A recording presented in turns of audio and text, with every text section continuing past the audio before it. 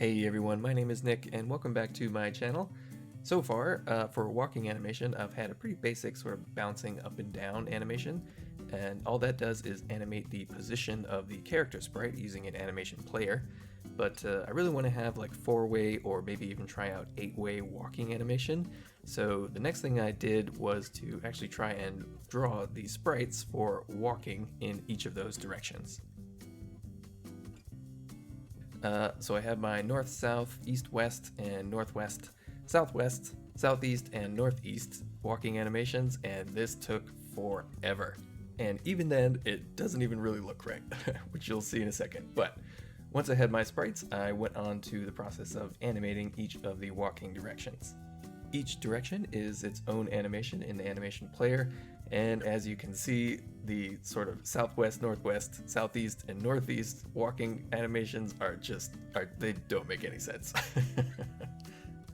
So once I saw what those walking animations actually looked like in the animation player, it was back to the drawing board to try to clean up some of those directions. And this once again took a long time to draw, and it still didn't turn out right. Instead of shuffling across the screen, I guess my character's sort of moonwalking across the screen. In any case, it still really doesn't look right. The north, south, east, and west kind of look okay actually. Those are much easier to draw, but it's definitely back to the drawing board to try to clean that up. So at this point I was getting pretty discouraged. It was taking a long time to draw the sprites, and they definitely still didn't turn out the way that I hoped they would. So I actually decided to build the character's feet in a walking animation in 3D, and then take screenshots of the models from different angles and then just trace over those screenshots. So I hope this would make it a lot easier to get all of my directions done much quicker, and this is a technique I'll definitely be revisiting in the future. The program itself is called Tinkercad, and I've had some experience using it before. But it's freely available in the browser, so you don't have to download anything, and it's much more user-friendly than something like Blender, which I'm also probably going to get into at some point in the future. But I was able to relatively quickly build my models and then put them in the positions that I needed them to be in. So once I had my screenshots of my feet, I don't know why that phrase is hilarious, it was back to Inkscape to trace over those screenshots in the hopes that it would improve the way that the walking animations actually looked. And this took another long time, and as you can see, I have a ton of sprites now, and it's getting a little complicated, but I do eventually narrow it down to only the things that work. So as you can see, the Tinkercad powered animations actually do look a little bit better. So it's still not quite where I think it should be, but I think that's just my own modeling ability and my understanding of how animations actually work, but it's definitely better than the shuffling I had before. So at this point, having done all this, I'm starting to wonder about how long it's going to take to animate all the things I need to animate in 8 directions for the character. So not just walking, but also whatever the sort of attack animation will be, and also the interaction animation. So I'm really starting to think to myself, maybe it's not worth it to try to do 8-way animation for everything at this point, especially not since this is my first game and I'm really sort of learning as I go. So despite having done everything I did up until this point, I decided to just keep it simple and stick to 4-way animations for my character. So sticking with 4-way animation made it a lot simpler.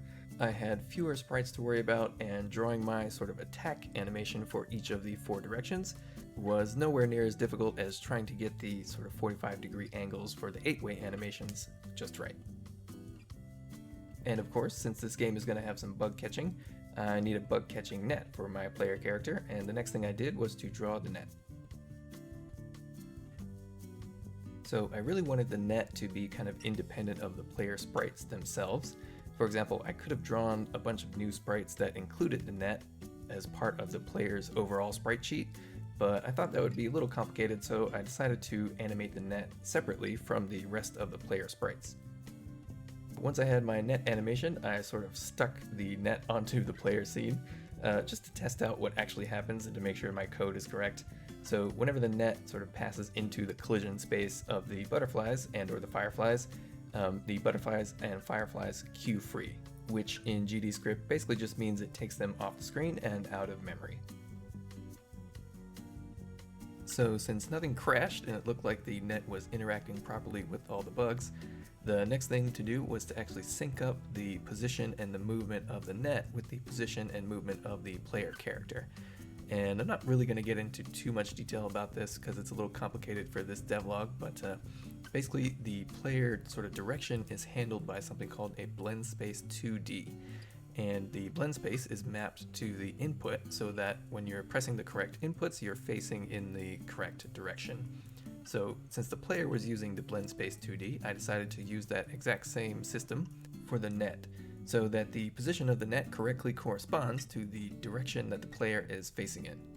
So another thing you can see is that when the position of the net is in the north position, there's like another sprite for the player's hair that covers up part of the net.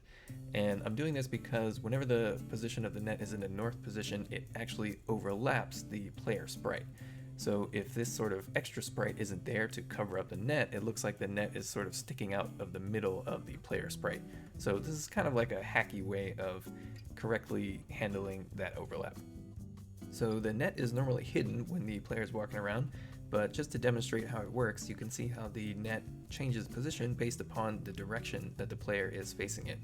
And I already have my swing animation mapped to my spacebar, which I'm using for the sort of attack state of the character. So whenever I press the spacebar, it swings the net and plays the animation. So since pressing the spacebar actually gets the net to swing, I think we officially have gameplay for the first time in this devlog series. It's been a lot of work to get to this far, but I've been really grateful for all the people who put up tutorials and the documentation of the Godot or the Godot engine itself. Big shout out to Heartbeast because I've been following along with his action RPG tutorial series for Godot. Okay, I'm gonna start saying Godot. I know I've been saying Godot, sometimes Godot, but I'm gonna start saying Godot. But anyway, thank you all for participating and watching me thus far.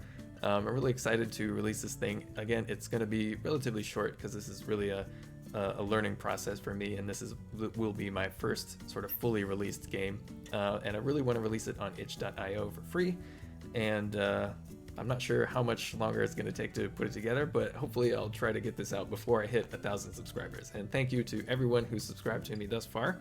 I hope you've learned something, and I hope you find this devlog series interesting. I'm really excited to continue forward, and I do have a lot more that I want to add to this game, things like super basic dialogue system, a way to interact with the world other than by swinging your net. But in any case, it kind of feels like a game since you can actually swing the net and something happens. So I'm excited to have gotten this far again, and I hope to see you in the next video and continuing on throughout this devlog series. Thank you all, and please leave a like if you liked the video, and maybe consider subscribing, and I hope to see you all in the next one. Thanks.